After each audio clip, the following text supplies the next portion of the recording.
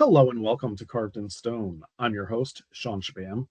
I do pro wrestling episodes on this program from time to time, and I've said before, one of my favorite things to see in wrestling is an upset that you never saw coming in a million years. That's why today I'll be giving you my Mount Rushmore of WWF/E upsets of the Golden Era.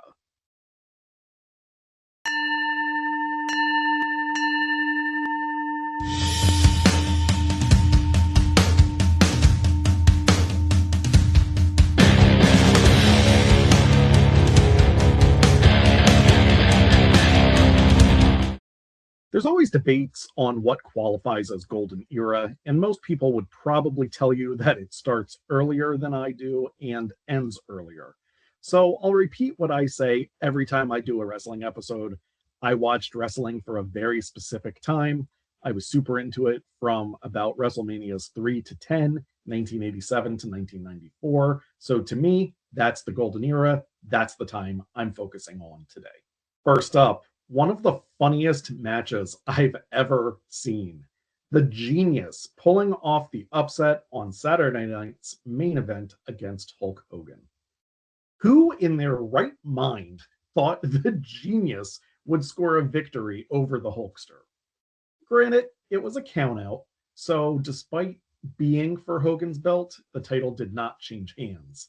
I don't know which was more entertaining, the Genius's prancing or Jesse the Body Ventura's color commentary.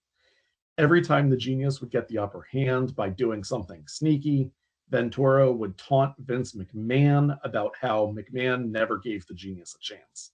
The Genius was dancing around the ring like a bad ballerina and going outside the ring to do math equations on how to beat Hogan. The match turned into an actual contest when Curt Hennig, known as Mr. Perfect, showed up to support the Genius. He said Hogan's belt would never be perfect until it was around Perfect's waist. He placed gum on it. He distracted Hogan, allowing the Genius to get the upper hand at times. Finally, with the ref's back turned, Perfect slammed the championship belt into the Hulkster's head. Hogan went down outside the ring for the 10 count, and the Genius was awarded the bout on a countout. Of course, the title only changes hands on pinfalls or submissions. The Genius wasn't far removed from his days as a full-time jobber, Leapin' Lanny Pavo at this point. I can't think of one victory he had before this against a formidable opponent. He was no longer a jobber, but he was on the lower side of the mid-card. A jobber to the stars, kind of. So a win against the face of the company was something completely unexpected, and the fact that it happened on TV was insane. Occasionally, you'd hear about weird outcomes on house shows, but for an upset of this magnitude to be televised on NBC was almost unheard of. Perfect and the Genius would proceed to smash up Hogan's belt, which should have led to a big feud between Hogan and Perfect.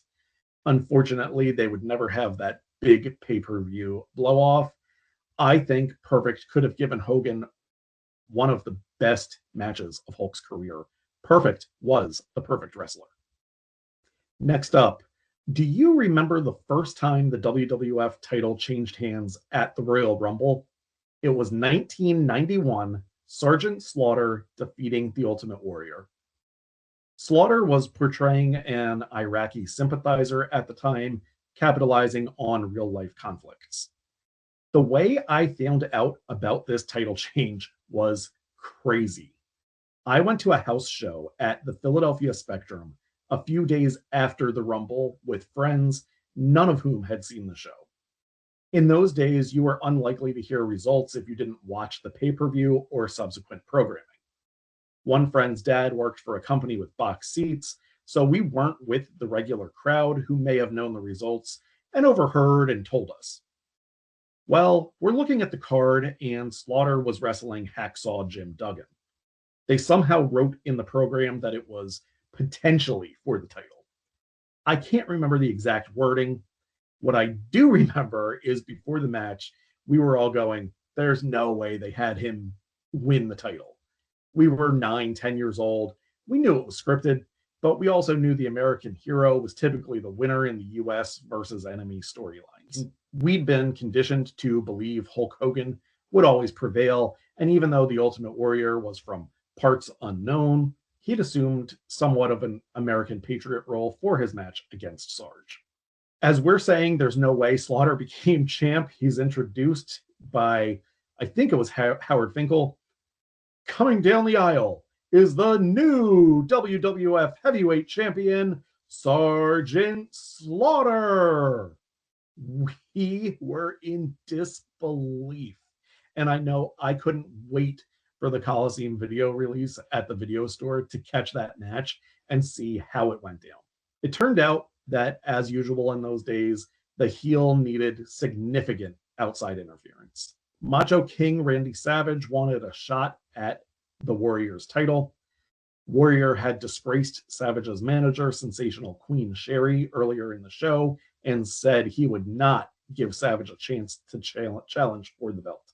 The amount Savage was able to interfere and the level of incompetence of the officiating was way over the top, even by 1991 standards. Sherry came to the ring to distract Warrior. Warrior chased her down the aisle. Savage comes out of nowhere and beats the living crap out of the Ultimate One. One of the Hebner brothers was refereeing this bout, and his back was conveniently turned throughout the entire beatdown. Warrior struggles back to the ring as the ref counts, and here's where I say the incompetence goes overboard.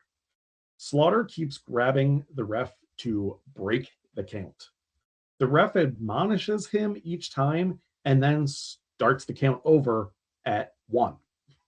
Slaughter does this, of course, because the title can't change hands on a countout.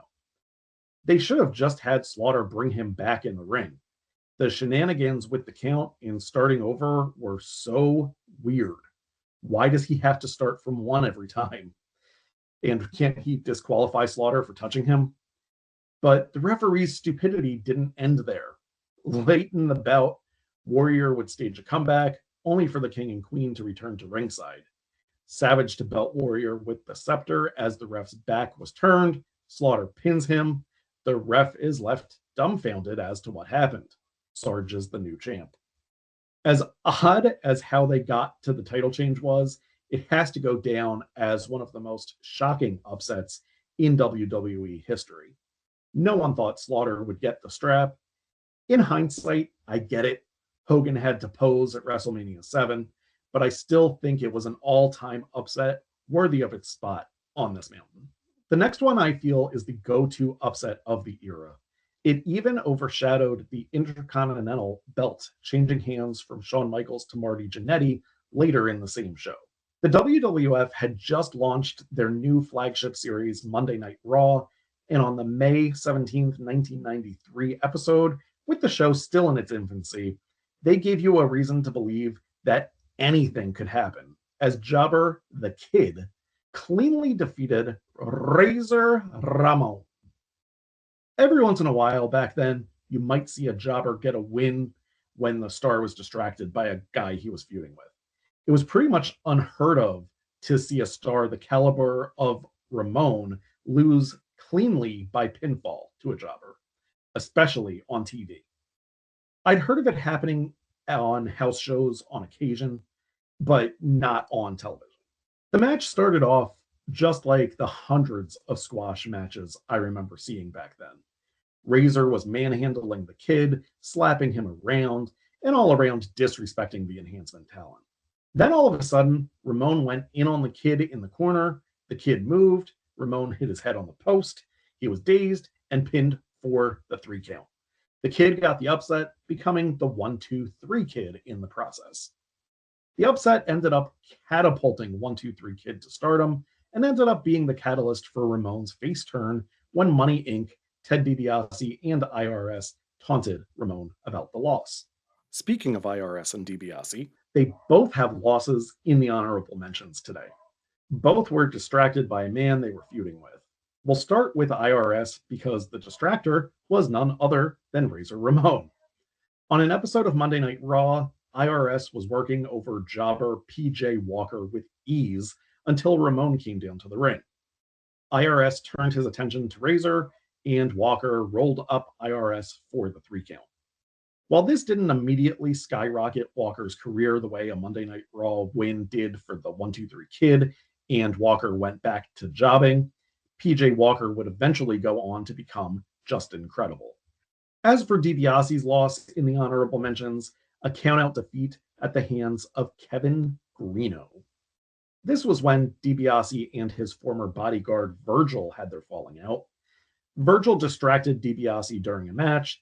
The $1 Million Man went outside the ring, and he forgot the count had started until it was too late. Greeno was credited for the countout win. There was one honorable mention I wanted to put on here, but it turned out I had my facts wrong. When Kamala was feuding with The Undertaker, I would have bet my bottom dollar that Paul Bearer came down to the ring, pushing a casket as Kamala wrestled a jobber. Kamala got spooked and ran out into the crowd. And then the jobber ended up with a count-out win. Bearer did come down to the ring with a casket while Kamala was wrestling. He did lose by count-out, but the opponent was Tito Santana, not a full-fledged jobber. It was an upset, but not one of the magnitude of the other matches on this mountain. Bearer also came down with a casket after Kamala had beaten a jobber and Kamala did the run into the crowd thing, but he had already won the match. I combined these two things in my mind to create a fictional scenario in my head. I figured it out thanks to YouTube videos. Now for the final reveal on today's mountain, a match I've talked about before on the show in my episode on great WrestleMania matches, the Rocket Owen Hart defeating his brother Bret Hitman Hart at WrestleMania 10. I already talked a lot about the match itself on the aforementioned episode, so I'll focus more on the build-up to this match. Owen Hart was stuck in mid-card hell. The smiling Owen never got a serious push or seemed to be considered top-notch competition, regardless of whether he was wrestling under his real name or the Blue Blazer moniker. His claim to fame was being Bret's younger brother. At Survivor Series 1993, we started to see another side of the Rocket. He was the only one of 4 Hart brothers to be eliminated in a match at the pay-per-view after colliding with Bret. He was embarrassed and blamed Bret for the mishap afterwards. Off camera, the Bros made up and challenged the Quebecers for the tag titles at Royal Rumble 1994. During the match, Bret was kayfabe injured. He couldn't get over to Owen to make the tag and instead tried applying the sharpshooter to win the match. But he collapsed and the referee chose to stop the fight despite there being no submission. Infuriated that Bret didn't tag him, Owen kicked Bret's leg out of his leg, Owen's words, not mine, solidifying his heel turn that had been pretty obvious for months.